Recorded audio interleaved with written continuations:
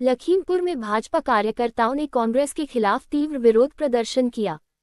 ये प्रदर्शन राहुल गांधी द्वारा प्रधानमंत्री नरेंद्र मोदी की माता को लेकर दिए गए विवादित बयान के विरोध में किया गया। प्रधानमंत्री मोदी और उनकी मां पर अभद्र टिप्पणी के विरोध में लखीमपुर में आज भाजपा कार्यकर्ताओं ने कांग्रेस कार्यालय का घेराव किया।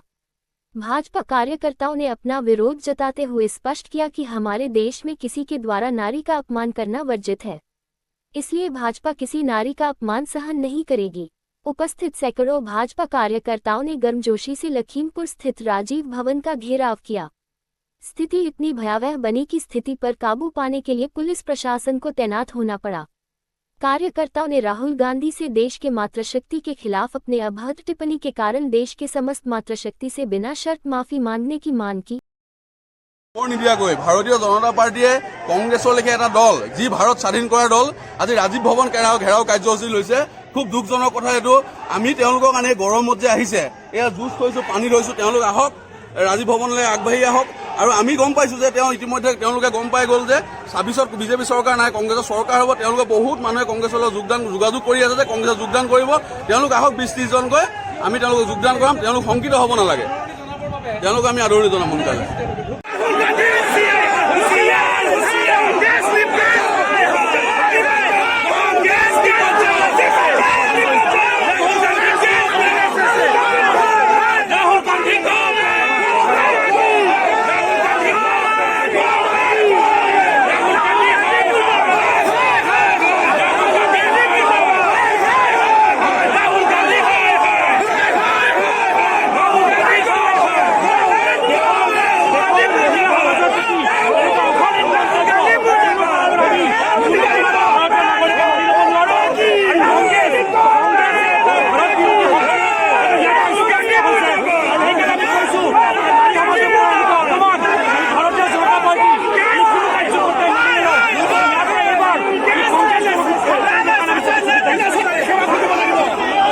খবৰ নিদিয়াকৈ হঠাৎকৈ আহে। তেওঁলোক হৈছে অতিথি আৰু আলহীসকলে সদায় গৃহস্থৰ ঘৰত খবৰ দি আহে।